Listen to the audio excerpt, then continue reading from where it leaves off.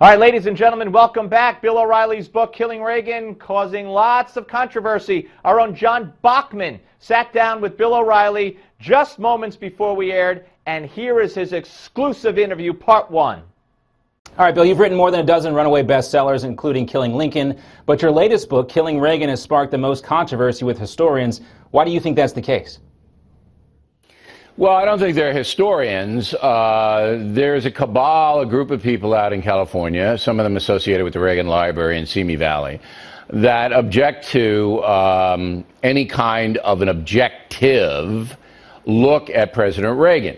Now, even before the book was published, these people were buzzing around saying things like, well, we hear you're doing this, or we hear you're doing that, because we did make inquiries to a lot of people who did know Ronald Reagan and posed questions while researching the book.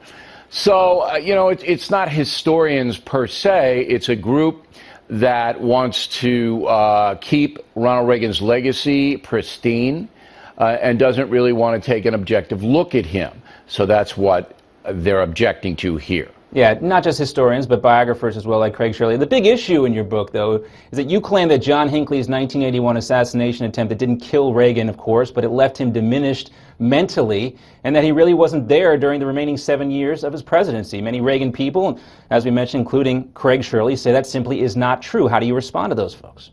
The book says that Reagan was wounded and severely impacted by the wound, and that he had his good days and his bad days, and that he had trouble in certain areas, but then he overcame that trouble.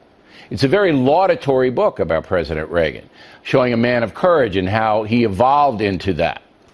So the part about President Reagan being impacted by the bullet is maybe 20% of the book.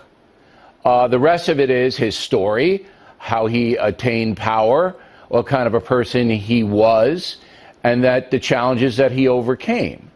So for me, reading this book, and I've got thousands of letters to back this up, this is a very praiseworthy book of Ronald Reagan, who was, in my opinion, one of the top 10 presidents of all time. Yeah, well, not praiseworthy enough for the likes of George Will, who has now written 2 articles about you and the book.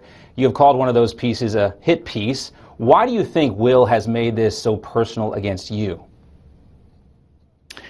Well, there's a couple of reasons. Number one, Will is invested in the legacy of Ronald Reagan. He was very close friends with Nancy Reagan. They dined together. His wife worked for Ronald Reagan, Will's wife. We are going to break a story on Monday that shows George Will's associations with certain people and his motivation for running down the book. I don't really know Mr. Will. I helped him out on a couple of his books, but I don't know him to any extent. And I was surprised when I heard he was going to write a hit piece. And so our producers here in New York called Washington and said, gee, if George has any questions about anything, call Bill, be happy to talk to him. And Will said that he would, never did, and just wrote 2 hit pieces. We are very powerful here, as you know, John. Yeah. On television and in publishing. I don't think the old guard really likes that on both the right and the left. So I'll leave it to your viewers and readers to decide his motivations, but certainly they're not pristine. When you say that we are very powerful, Will's a paid contributor at Fox News. Is he not part of the team? I don't know. I don't have anything to do with him. I run my program here. I answer to Roger Ailes. That's my extent of it. So I don't know Will's relationship with Fox News at all. He's in Washington. All right, we'll talk a little bit more about that in just a second, but I want to talk more about his allegations. He alleges that you and co-author Martin Dugard didn't interview people close to President Reagan. You did not go to the Reagan Library for research. Is that true? That is true, because we are not writing a biography here. If you read Killing Patton, and I hope you do, John, you'll really like it. It's good. We didn't interview the Patton family. We didn't interview people close to George Patton.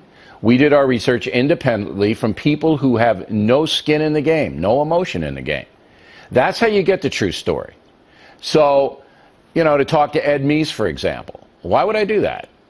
I didn't talk to Ron Reagan either. Why would I do that? They all have agendas. They all see the president in their own way. And that's fine. I don't object to that. But what we do, Martin Dugard and I, is that we research what happened from a purely objective point of view. And we stack it up. We've done this in all the killing books, all 5 of them. And we tell you a story, not a biography. And we've gotten criticized on all the books for doing that. But obviously they've all sold more than 2 million copies, and Reagan is heading that way as well.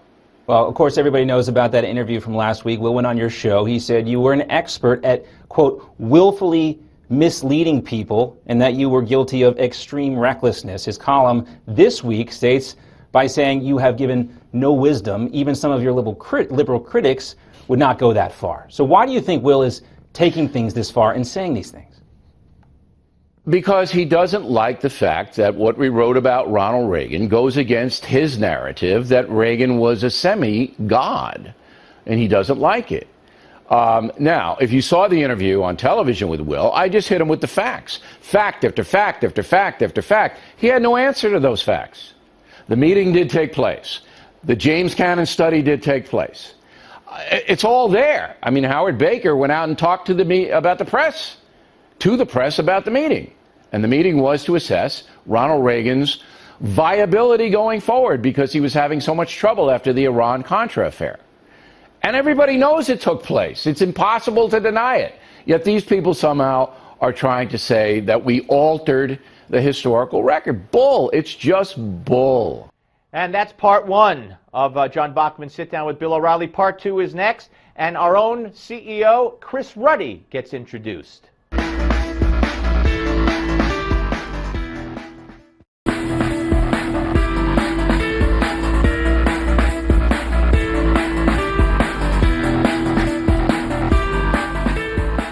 All right, folks, welcome back. We're about to see more of John Bachman's exclusive sit-down interview with Bill O'Reilly, talking about the controversy surrounding the book Killing Reagan and the on-air feud between George Will, who is not only a syndicated columnist but also a Fox News contributor, and Bill O'Reilly. Now, our own CEO of Newsmax and Newsmax Television, Chris Ruddy, recently wrote a piece on Newsmax.com where he opined on the whole situation, and John addresses that in this segment with Bill O'Reilly. Newsmax's CEO here, Chris Ruddy, a guy you know pretty well, wrote an article published yesterday on Newsmax.com saying that Will's attack on you went well beyond legitimate criticism of a book.